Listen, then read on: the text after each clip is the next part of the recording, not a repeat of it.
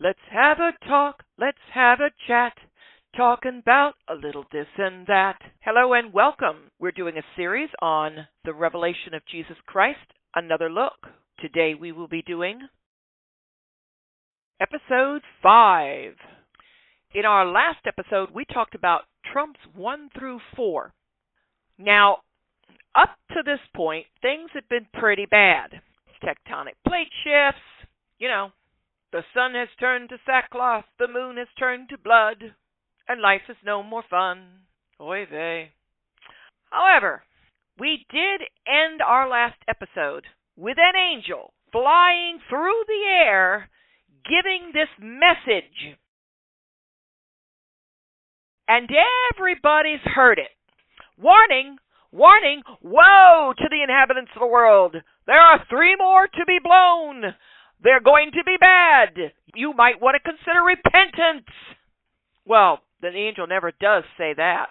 He just basically warned you. You poor unfortunate person in our future that's living through what I'm talking about on this audio recording brought to you by this and that. Well, the next 2 trumps are going to make absolutely no sense whatsoever. So let's get to it. Again, the sound reverberates. It's trump number 5. And again, we have what looks like a comet plunging toward the earth. There's been a lot of things falling on the earth lately through this series. So I want to take a moment here to make a distinction between things falling from space and things falling back to the ground. In our first event, the tectonic plate shift, where mountains and islands moved out of their places, who's to say that there had to be an established volcano that went off? What if our plate shift took place where there was no volcano? All right, like I said, one plate slides under the other. So the mountain range on the plate that's going to slide under is going to get dragged down into the mantle of the earth. If there's an island and it's a plate that's underwater, the island is going to be dragged down into the sea and then possibly plunged into the mantle of the earth. Okay, who's to say that this does not cause a volcanic eruption to take place? What am I talking about? Magma chambers. They're a very tricky business because we really don't know enough to predict the outcome in a serious quake of this magnitude. As the surface crust of the planet is shifting in this manner, I don't think we've ever had something quite like this ever happen. In fact, the book tells us since we have recorded history, something like this has never happened amongst men. So, what if a magma chamber sits in the ground way down below the crust of the earth, and because the crust of the earth above is stable, the magma chamber has nowhere to go. But now the crust of the earth is shifting. And as it's shifting, there's cracks. It's cracking. It's shifting because it's the ground, folks. And all of a sudden, there's a path for this chamber, and up she comes. You get this sudden ginormous swell or caldera or whatever, and it just blows. This could have been something that never was in existence before the plate shift. I mean, it's points at. It's the eruption of that place which shall not be named because nobody gave it a name because it didn't exist before the tectonic plate shift. You follow me? Because here's the thing. If a simple plate shift with no eruption of any sort had occurred, that, while devastating for the region, will more than likely never cause the sun to look like it's covered in sackcloth or occluded, and the moon to appear as though it's appears as though it's made of blood or gone blood red. We won't have the sky looking like it's rolling away with boiling clouds. Only something that throws debris upwards into the atmosphere, perhaps even the stratosphere, will have that effect. But there will also be things that come out of space and hit the ground. This will be one of them. This is a thing that blazes like the sun. It's like a lamp, a burning lamp, and it comes hurtling towards the ground. Not long ago on YouTube, there was this whole big thing. People caught it on their cell phones or their dash cams, caught it in Russia. Something flew over and exploded in midair and caused a lot of earthquake damage from the seismic shock of the explosion. And it was a comet, like a lamp, zipping through the air. This lamp is going to hit the Earth. But this comet is no ordinary comet. No, no. This comet is special. This comet has a key. This comet has a key. This is an intelligent comet. That's it. This is an intelligent comet. Comets now carry keys. I told you it'd get weird. No, come on. Well, this is a key that opens a bottomless pit that lets loose bugs. I'm not kidding. That's what the Greek is telling us. However, let's look at this logically. An intelligent comet. Oh, give me a break. I got some really cheap real estate for you if you believe that. No, like a lock and key, it's not an ethereal lamp. It comes floating to the ground and pulls out an ornate and golden key. And he puts it in, and it just brushes the ground. And you see this huge manhole cover. And he puts the key in the manhole cover, and it unlocks the manhole cover. And up comes whatever comes next. This is not fairy dust, folks. This is a comet. The idea here is that it punches a hole in the ground somewhere. That's the key. Bang. Pit opened. It opens a bottomless pit. It hits an area that has depth. Now, by the way, I want to pause and reflect on the term bottomless. The Greek implies that this is a bottomless pit. We all know that there truly is no such thing as a true, honest-to-God bottomless pit anywhere in the earth. Because if there were one, some country on the other side, maybe China, would be making numerous complaints. So, we might be thinking in terms of perspective. Something that's really, really deep might appear bottomless. When you're talking thousands of feet or maybe a mile or two down into the earth, that's kind of bottomless. I mean, how far down into the earth do you want to go? You do realize that you go down far enough, you're going to hit lava. This ain't Minecraft, folks. It gets hot. Either way, the comet's impact punches this pit open. Smoke rushes upward. It's as if a furnace had started belching fumes. This time, not only does it pollute the sky, it affects the air in the vicinity. Previously, cloud cover was high up, but this is going to emanate from ground level. It's like a furnace that opened up, or maybe a pyroclast. It lets up a column of smoke. It blackens the air with soot and ash. In other words, this is something that goes up, but it doesn't go up really high. You see, it's not a big thing. It's not such a huge explosion that it occludes the upper atmosphere. This is going to be ground level. This is going to produce a column of rising smoke, perhaps like a fumarole. All right, whatever this is, whatever comes out of the earth, in this eruption, it apparently is going to have a profound effect on the local bug life, specifically on locusts. Now, we do have a species of bug called a cicada, and it will live underground for, 7 years? Every 7 years, it gets noisy in certain areas because the cicada come out in their millions, crawl up onto every tree, and start advertising for mating, and then they die off. Biggest feast for the birds and the squirrels and whatever else will eat them. Biggest feast ever, and it only comes every 7 years. All right, fine. Who's to say that this isn't a species like that, or species that's altered in its DNA by the fumes, or God, or both? Right. What happens next is kind of interesting.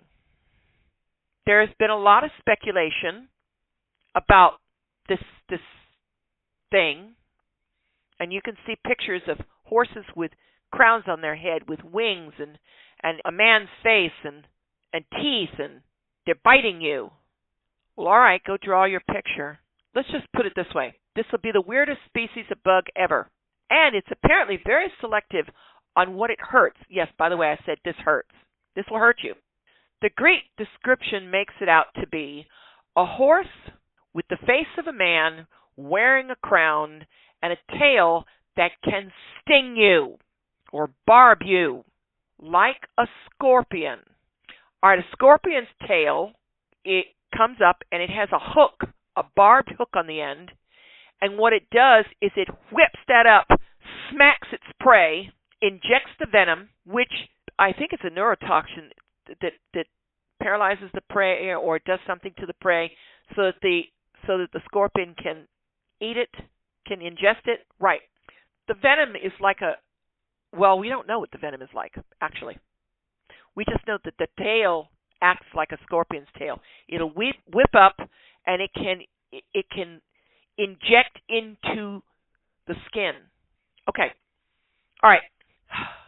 Lots of people, like I said, have either drawn their pictures, strange things. Some of them have even suggested that this is a guy in a helicopter, and it's rockets. The Greek specifically says the thing has a tail like a scorpion, and it can sting you like a scorpion.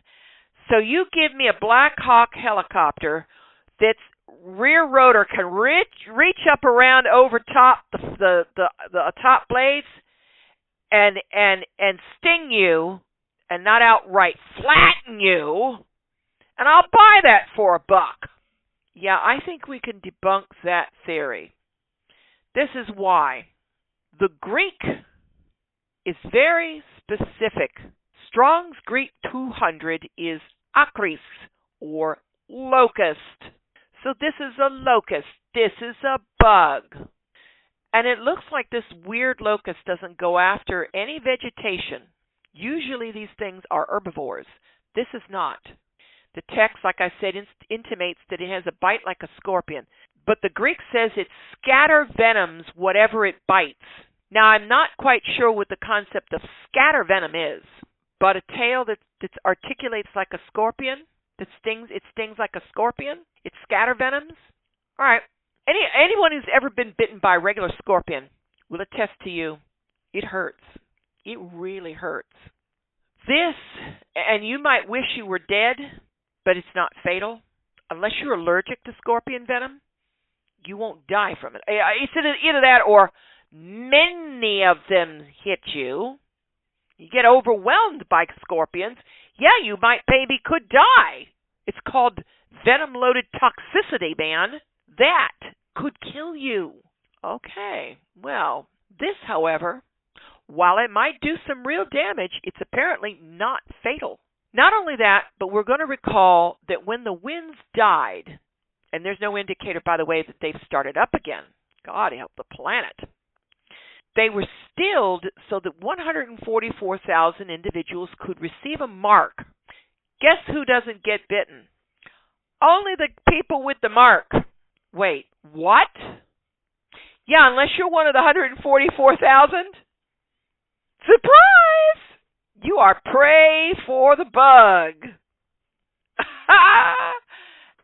No, wait a minute. Yeah, but see, the believers are gone. Really? Really? Nowhere in this text have I read anything about the Son of Man with a sickle in hand reaping. We haven't even had the Son of Man standing on a mountaintop while 144,000 marked out individuals sing a song. Okay, I'm getting ahead of myself. Spoilers! Anyway, no, folks, unless you're a Christian who has died, been martyred up, you are here. And because you don't have that mark on you, you could Believers, they're not marked. They're not marked like the 144,000 are marked. What is this, a visible thing that bugs can see? It's kind of like a new Passover. It's called bug over, maybe? And when the bug sees the mark, it will pass on by. Okay. See, our marking is different. It's called an internal circumcision. In Deuteronomy 10:16 and 30, verse 6, it was promised that one day God would circumcise the heart of mankind. And in Romans 2:29, it talks about the fact that a Jew is not a Jew that is one outwardly, but one that is one inwardly through a circumcision of the heart. Check it out. Because those who get bitten don't die, although they might try to die, it seems death doesn't occur. I don't know. What is this, Hades on holiday at the local beach? Well, wouldn't that be a sight? There was the horse and rider now. Death and Hades were both sitting on that last horse. I mean, I don't know, but we discussed that. Meanwhile, this ordeal, this torment, it will go on for 5 months. They have the power to torment for 5 months. Thank God. It seems to be temporary. Now, whether or not it takes you 5 months to get over the bite, or, which is more likely, the life cycle of the bug is 5 months long, see? Because these bugs aren't out, they're not out to mate. They're out to hurt. Locusts eat vegetation. Locust swarm coming over your crops is a bad idea. It's bad news. But, I mean, if you get out there, I mean, the worst thing you might end up doing is munching on a raw locust. I don't know. Freaking out because you're covered in locusts. But they're not going to bite you. They can't really bite. Well, I don't know. Maybe they can kind of bite you. But in other words, they're not going to hurt you. I don't know. Somebody who's listening to this from areas where there are locusts, weigh in on this. If you go out there in the middle of a locust, think that you're trying to keep them off of your crops, and they hit you, and you get enough of them on you, can they bite you? Can they hurt you? This, however, is not a normal locust. That's the point. So I'll let somebody else write their thesis on this. The Greek, like I said, was very clear. It calls it an acris. It calls it a locust, so it's not a guy in a helicopter. It's also not a horse with a crown either. But what it might be is this.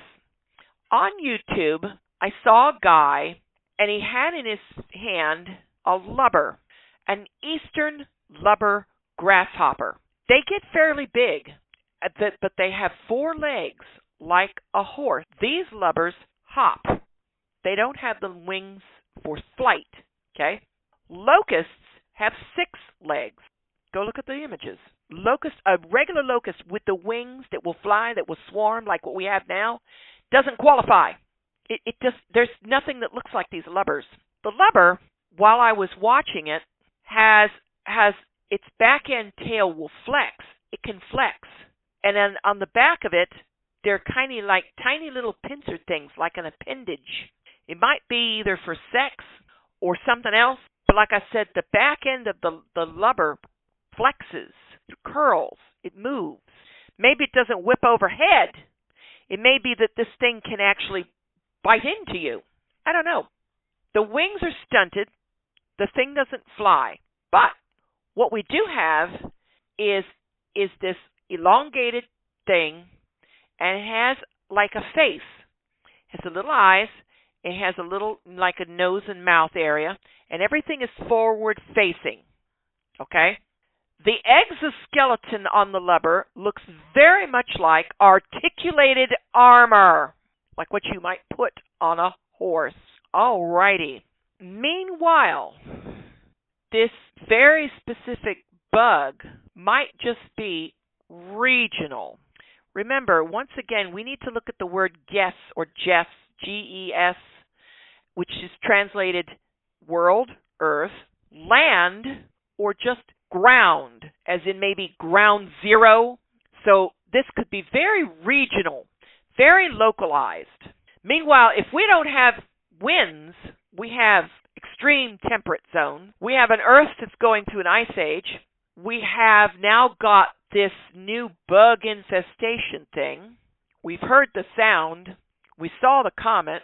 We wondered what in the heck was coming next. So what if the crown is a marking? Go on YouTube. Eastern lubber, Lubber, grasshopper. Eastern Lubber, grasshopper. They're grasshopper, but they're big. They'd be maybe about as long as a person's thumb, from nail to hand. They're big, maybe even bigger than that. It's the kind of grasshopper we have down here in Florida, which, by the way, could be abandoned.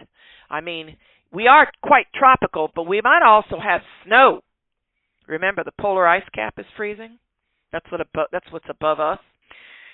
So we're looking at something that's probably quite localized. If it's marked, it might have bright markings. It will have what looks like the face of a person. The face of a person is eyes, nose, and a mouth. And by the way, the Greek uses the word hos or os, and it's as it were. It was as it were a thing. Say as it were. So it's a like as. It's descriptive. It doesn't say that it is. It says it's like. So it could just be like a lubber that now has its wings, so it can swarm, so it can fly. It's no longer getting its nutrition from vegetation. There are a lot. Mayflies are one that when the larvae comes up out of the water with its wings, there's no mouth on it. It will never eat again. It will expend all its energy to find a mate, and then fall back to the water, so the fish have the greatest feast ever, periodically, when these things fly. A lot of animals do that.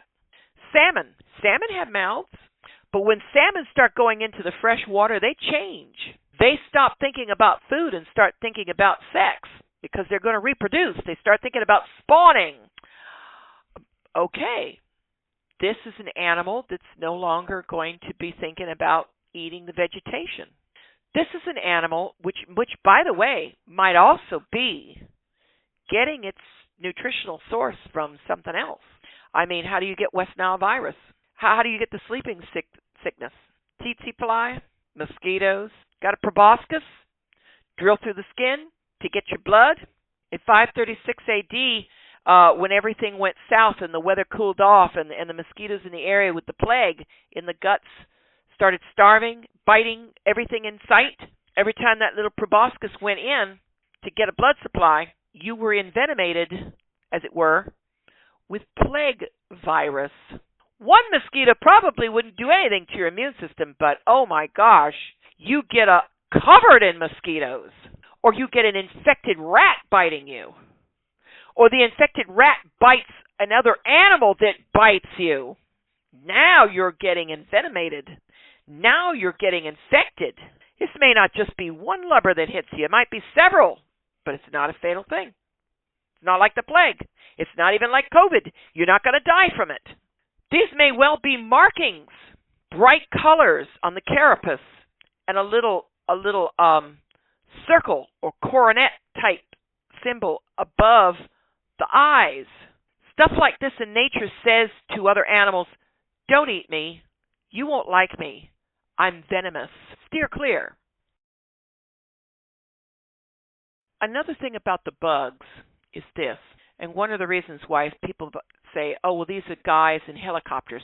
They have hair as the hair of women. Their teeth are as lions. Okay. The breastplates, they're like as it were, thoracus, or breastplates of iron. Like I said, hard shell carapace. And the sound of the wings is like the sound of a chariot or many horses running in battle. You listen to a swarm of winged bugs, large winged bugs like locusts, and it will rumble. It's a thrumming sound. And it might remind you, if you're in John's day, of chariots or horses thundering on the ground. Now, the hair and the teeth might mean that this is got fuzz on it, or feelers on them, whisker type things. And if you look at the little faces and the little mouth open, it's got sharp teeth, little sharp bug teeth, and then the tails articulate like a scorpion's. So, like I said, this is not your normal locust, but it is that the sting is in the tail, and the power is to hurt men for 5 months. Okay. Meanwhile, we have localized incidences, report after report of disasters, geopolitical outcomes, wars, uprisings. Some might start thinking, hey, Jesus is coming. The worst thing is that I see here is that perhaps you could live through it all, and unless your area is affected by some event or another, your life could actually be pretty good. Yeah. This horde of bugs also has a queen or a leader. If you're a Greek speaker, his name is Apollyon. If you're a Hebrew speaker, you would call it Abbadon. Okay. We really don't know the timeline between the deep impact strike and when the bugs start going. The Greek doesn't tell us. We just know that out of the column come the bugs. So like I said, this could have been a comet that punches down into a place. It would appear as though God has planted into the earth particular things for a particular time, a day, a season, a year, a moment in time. And I'm saying that because we're coming up to the next sound. Sound number 6. You think this was bad. Wait till you get a load of sound number 6. Oh, my giddy aunt. Oh, my giddy aunt. One last thing. This does not harm the vegetation. Your garden is safe. It's because it's not permitted to harm any vegetation. So like I said, could they be stinging us, or could they be biting us to get a bite to eat? Next sound, trumpet number 6.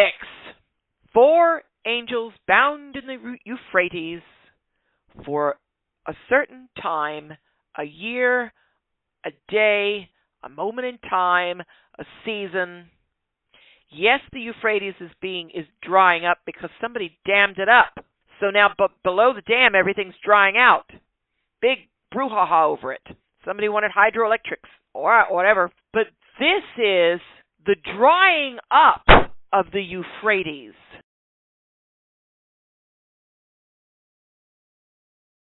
And it's being dried up for a reason. It's dried up so that something can cross it. Oh, all right. So now 4 angels that have been bound in the Euphrates are set free, and they are loosed to slay 1/3 of mankind. 4 angels. So it goes from 4 angels, and this is chapter 9, verse 15, and the 4 angels were loosed, which were prepared for an hour, a day, a month, and a year for to slay 1/3 of mankind, anthropon. And the number of the army of the horsemen were 200,000, and I heard the number of them. Oh, okay. We've gone from 4 angels to 200,000 strong, and this is killing people. What? Oh, won't ufologists just love this? Remember, the Lord through John is using the language that fits the era. Also, in case you haven't noticed, up until this point, God has been kind of using the resources that are around you, right under the noses of the church, right in the face of humanity. It's been the nature. It doesn't start getting weird until we have an angel that flies through the air and starts warning us about the last 3 sounds, that they're going to be seriously bad. Well, the first of the three sounds brought us Abbadon and the bugs. And if it was a life cycle, that was 5 months from hell. The next sound is releasing 4 angels that were bound in the river Euphrates. And with them comes now 200,000 numbered horde, for want of a better word. I mean, the bugs might have been like a cicada. It has a life cycle. It can sit underground for a time. There are a lot of things out there that will sit in hibernation until the certain conditions on the ground above are just right, and then they suddenly come out of hibernation. I really don't know. But this is different. This is special. This is truly special, folks. This is not exactly nature anymore. Okay, you've never seen the like of this event. After all, you have to think, who is conducting all of this mayhem of nature? God. So what does this mean? God has lived for so long that he's lost his mind, lost control of creation? Really? You might be listening to this and think, yeah, sure, yeah, no. He's lived so long he's gone senile. Really? Well, consider this. This is the book of the revelation and revealing of Jesus Christ. Haven't we already had 4 books on Jesus Christ? Wasn't he already revealed in the Gospels? Isn't that enough? Well, yes and no. There's 2 sides to this thing.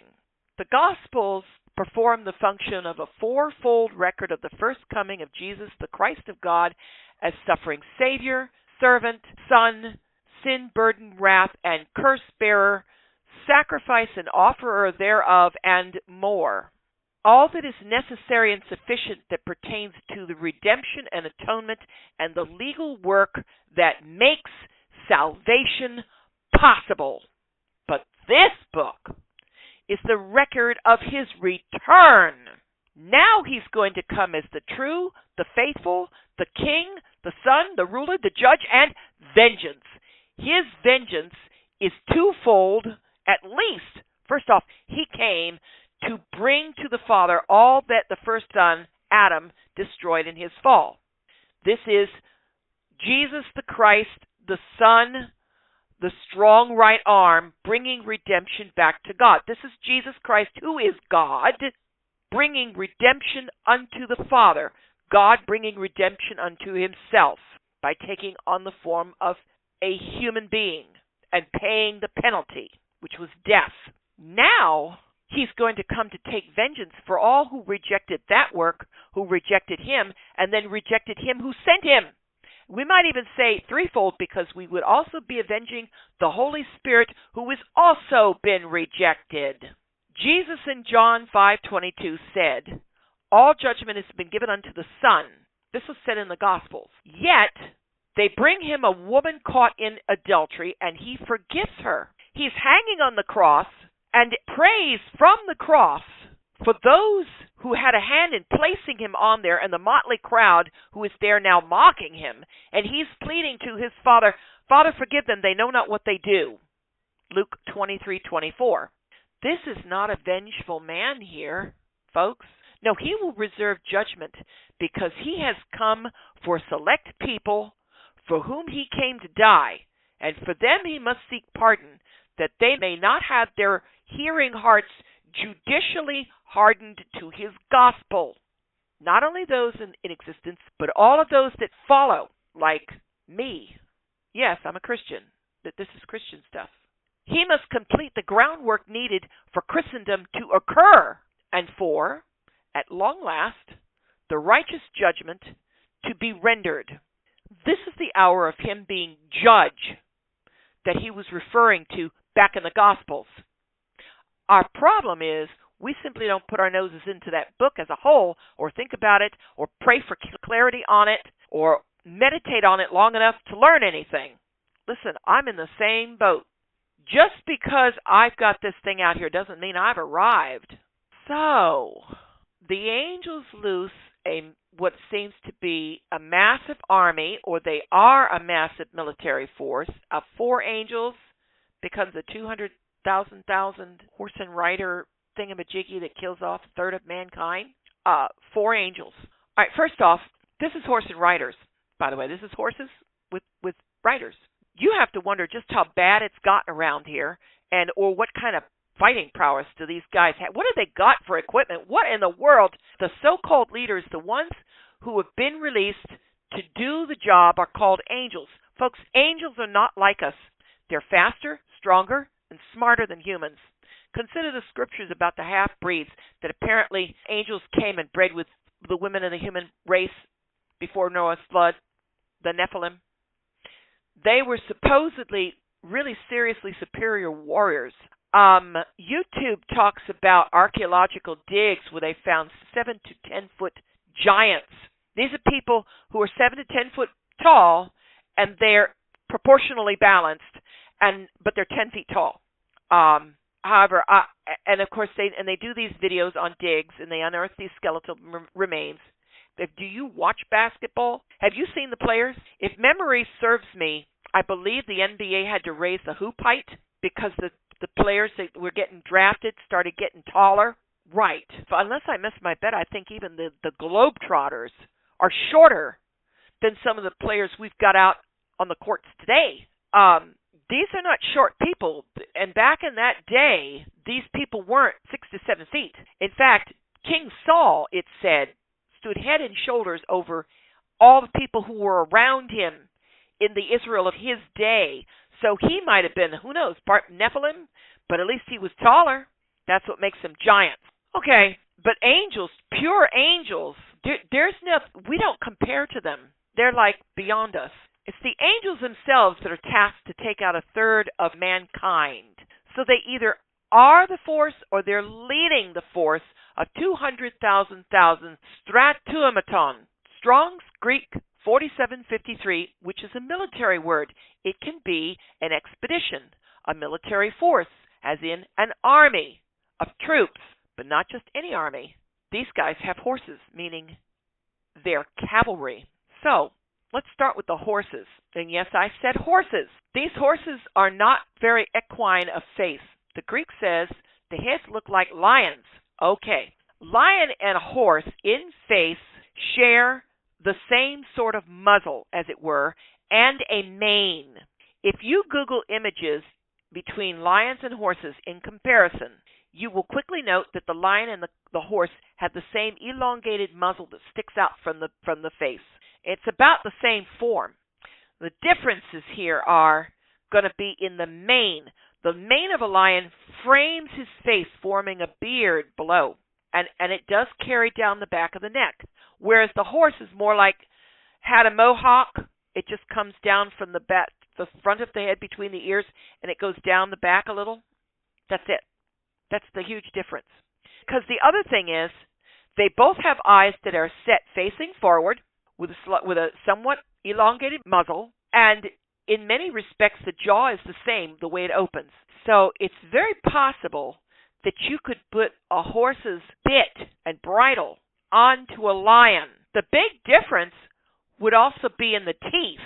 Lions have got sharp, jagged, carnivorous teeth, whereas horses have got flat teeth for grinding up vegetation. That's okay.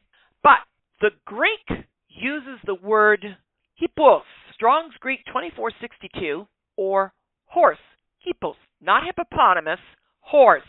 And it uses the word hos, or os, which is in like as. So it looks like a lion, but it's a horse with a head that looks like a lion. What if it's wearing something that's fringed, like its mane, and it allows the natural part of the mane of the horse to flow freely, but its fringement also comes around the sides? I mean, I don't think it would be, but it could be like a fur, some sort of a fire retardant thing.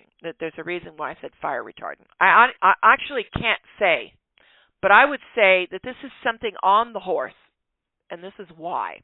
Because this is no ordinary horse. Now, some people have said, oh, this is tanks and tank warfare. Okay, fine. If it were tanks and tank warfare, John would be struggling to make words. When Ezekiel saw God's throne, he described what he saw, wheels within wheels, and an angel at each, or a being at each wheel. and a thing like a brazier, and an expanse overhead, and above the expanse he could see a throne, and he could see somebody on the throne, and he realized it was God, and all that. Okay, when these people have visions, they struggle to get words that best describe what they're seeing. Remember, this is a vision. So when he says horse, that's what he means. Not like a horse. It is a horse. It's a horse that out of its mouth comes three things: fire, smoke, and brimstone. Brimstone is an antiquated word for sulfur. Everywhere you see brimstone in the Bible, think sulfur. Sulfur. Sulfur fumes will ignite, and if they do, they produce a lethal blue flame. But you have to have a very hot heat source to ignite it. It doesn't burn easily. It has to be hot. Okay, well, there would also be a toxic smoke, maybe a dust. Maybe that's what's being ignited and shooting out, and it's brimstone, so it's sulfur, and it's smoke because there's fire, and it's coming from the mouth of this main thing, of the horse. These are war horses, and they have riders, and the riders are kind of interesting too. They're wearing armor, something that is like flame. I went on Wiki, and I found that there is a jacinth known as hyacinth or flame gem. It's a corundum used in ornamental work. It's apparently prized for warding off fire and wizardry. So, I don't know, if you want to play Dungeons and Dragons and have your corundum or something, whatever. But this is a jacinth that has an orange, a black, a brown, a red, a yellow. It sparkles. But sulfur burns blue. So whatever this is, it's some sort of covering. What if they have an item on them that has chemical and allows the horse's muzzle to shoot it? What if the thing on the horse's head is what has got an igniter, like a flamethrower, that the horse is not being damaged as far as I know? So, and it's coming from the area where the mouth is, so that out of the mouth of the horse comes this stuff, or out of the mouth of the lion comes this stuff. Oh, see? As long as this horse doesn't turn its head and shoot the rider, and as long as this group of things are in formation, they won't be shooting each other. They can just plow along, swinging the head from side to side, like a flamethrower, using sulfur. The damage would be extensive. It would fry a third of mankind. And you have to understand, a full third of either here again is the key, the guest or Jess. It's translated land, it's translated world, earth. It's also translated ground.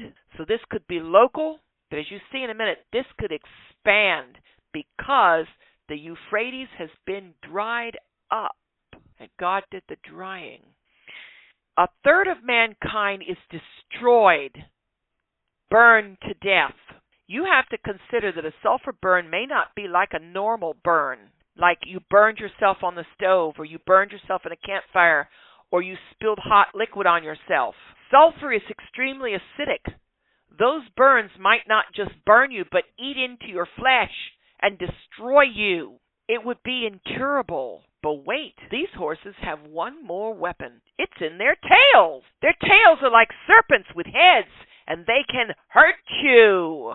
I don't know whether it's more fire or a neurotoxin or something like that. The point is that if one end doesn't get you in the battlefield, the other one will.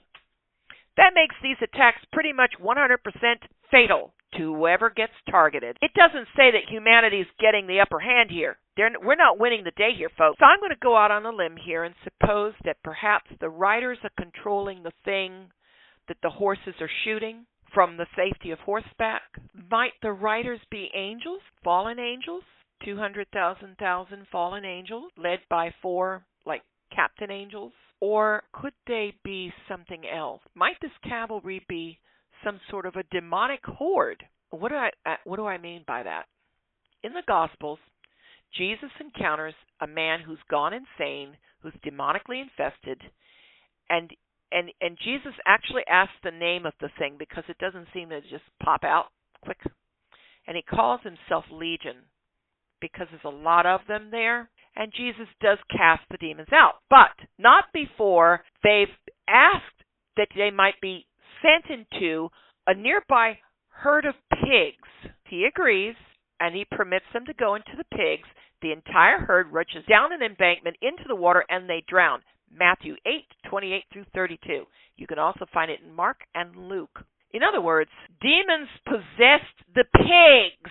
There's a little understood but very much known maxim that if you are in the spirit realm and you want to have a dynamic impact on the physical realm, you're going to have to inhabit flesh.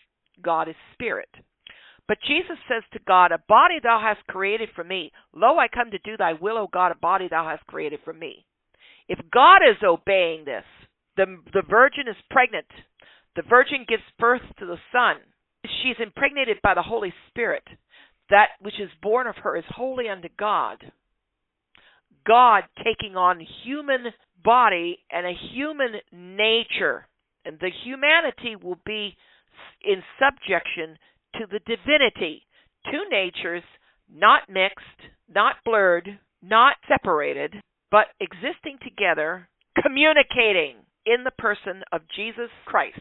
Okay, what's to stop demonic possession from occurring to the horses and the riders? And this is not going to be something that is undoable either, all right? The Euphrates has dried up. Way back in Revelation 6:12, the Euphrates was dried up.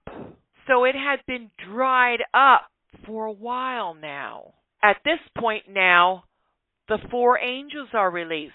The horde goes forth. It doesn't say the Euphrates started flowing again. It says it was dried up. It was dried up so the riders of the east could come forth.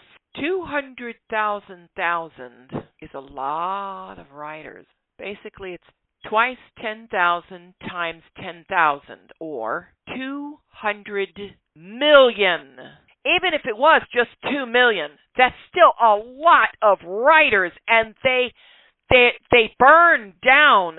Okay, but 200 million? If that number's right, oh, come on. Come on. This is going to flow out. This is going to flow out everywhere. Go Google the map of the area of the Euphrates. You will find a very frightening thing. Here's the list. This horde has access to, because the Euphrates is dried out. It's crossable. It's a dry riverbed. Lebanon, Iraq, Iran, Turkey, Afghanistan, Pakistan, and then it spreads out from there. If you go south of the river Euphrates, you hit Jordan, Saudi Arabia, the United Arab Emirates, Oman, and Yemen. If you go north of the Euphrates, you hit Turkey, Syria, Georgia, the nation, not the state. You will go into the European land continent, Italy, France, Germany. If you go to the east, north and then east, you'll hit Turkmenistan, Uzbekistan, Afghanistan, Pakistan. It'll go into China, India, Kazakhstan, Russia, all the Slavic areas, like Georgia, for instance, the steppe, the Mongols, and more. If you go to the north and you turn in the other direction, you would hit Israel, Egypt, Africa. 200 million slaughtering troops will spread out very quickly. With 4 angelic captains, maybe, they might divide this area into 4 quadrants. I mean, if I were doing a stratagem, I might do it that way. And so one group would go one place, one group would go another, and there would be more for a larger landmass and less for a smaller landmass. Or I don't know. A third of humanity starts getting very realistic when you consider that suddenly every military who hears these things coming starts raising the draft, and there's conscription, and they're armed up, and they're thrown out like cannon fodder, and they just gobble up humanity. Whatever this is, whatever this horde is, it reminds me of Joel and the army of God. Joel 2, 1 through 11 describes a military assault much like a locust plague that absolutely strips the land bare as it passes. They break not their ranks, running like powerful men, climbing over walls, not thrusting each other, staying in formation, if wounded, not dying, or perhaps another simply replaces them, giving you the illusion that they don't die. I mean, there's enough of them. This is the great and terrible day of the Lord that it is written. Against this, who can stand? Could this iteration be the fulfillment of Joel's army? I hesitate to read my script here, but I could be really accused here, but I may as well, because the areas I just described in the local region are Muslim controlled, and Islam has extended out everywhere, all over the world now, between the Sufi, the Sunni, the Shia, and other subgroups. There are extremists, there are fundamentalist groups. A lot of their influence is in the Middle East, but you have them in Africa, you have them in Turkey, you have them in the Slavic area, the Stanic areas where everything ends in Stan. They're in Russia. They're everywhere. They're in America. Could this be God targeting these regions because they seem to, will you become a Christian in a Muslim-controlled country? And when you go down to the water to be baptized, you may not come up. Somebody put a bullet through you. Your baptism may also be your martyrdom. See, God the Son died for his own, us Christians, and he might be after every religious and geopolitical group that has ever or is still to in this day and age or in that day and age going after his people.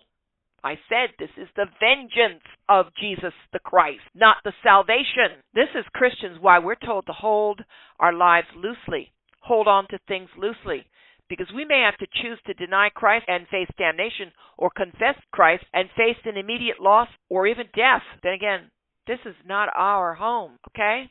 So, what is man's response here? Well, while this thing is spreading out from the Middle East, because it starts at the Euphrates, leaders know this is God.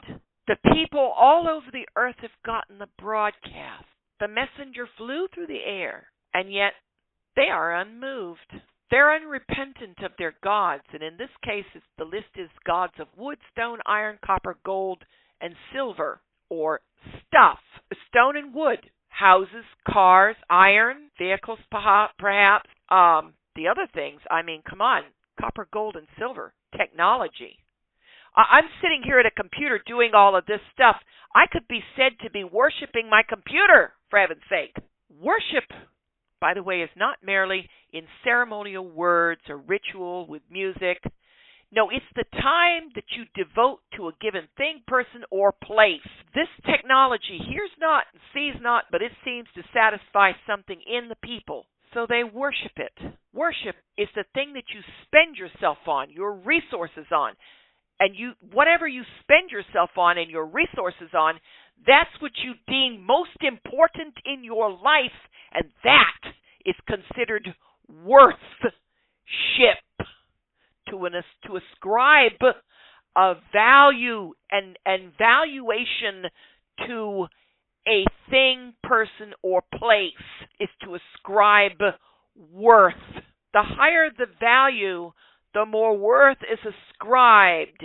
And when you spend all that you've got, every waking moment that you can't be distracted with something else, you're on to that thing, that is your God. And see, God don't tolerate competition. He destroys it. The rest of the world is unmoved. It continues on, business as usual. See, if you're not in that region, unless this thing can hop a plane and start really spreading out, but given the description and the way I think this is operating, given the description, it's probably a good thing that it's just basically in the Middle East, spreading out into Europe, going into Asia. And it's very possible that this third of humanity is the fact that we keep fighting it. We may actually destroy it in the end, but not until a third of the human populace of soldiers is wiped out. Remember, I said cannon fodder. Just keep throwing flesh at it. Sooner or later, something's going to kill it. Meanwhile, the rest of the world is unrepentant of its murder, sorcery, fornication, and theft. Or, as the Greek reads, murder, drugs, prostitution, and theft. Wow. You have to consider that the world is now gripped in cold. We don't know if the trade winds have started up again. We can only hope they started back up. Repeated exposures of sulfur-laden debris clouds have occluded the sunlight, and instead of trapping the greenhouse gas in, they've reflected sunlight away, so temperatures are plummeting. In fact, they might actually be asking the factories to start cranking out more carbon dioxide to warm up the atmosphere, as if that's going to work. I don't know. Beyond that, we have an economic effect on the global village. Remember? The fisheries are gone. The shipping lanes went. Remember? Add that to the bugs. That was bad enough. And now this. Who knows? Nerve agents, flamethrowers, whatever it is, they're decimating whole military incursions that come against them to stop them. People are glued to the TV screen as law and order starts to break down. Looting begins, or rather it gets worse. People want to escape reality, thus drugs are sold, quite possibly Big Pharma itself or some other paid consortium. They're pills to treat the rampant anxiety and depression. Sex! Hey, it's the concept of party today, for tomorrow you may die. This by now could be the norm, quite possibly. This is a sustained disaster and wartime in multiple areas of the planet. Anarchic chaos and rebellion, bringing reports of wars and rumors or plans of more wars. And remember the first tectonic plate shift. Every time you mess with the Earth's crust, you trigger stuff. Something that serious is going to spawn other earthquakes, aftershocks, one earthquake triggering another, and so on. We don't know the extent of that tectonic plate shift by itself, and by itself it was severe. It could be triggering, and more than likely it is triggering ongoing tectonic plate movement. There may be more earthquakes, more volcanism. This in turn brings reports of death tolls and shortages of stuff known as a famine. You think this was bad? We're not even done with this. But this is a long video at this point, so we're going to stop here for now, and we will continue in our next episode. It's temple time.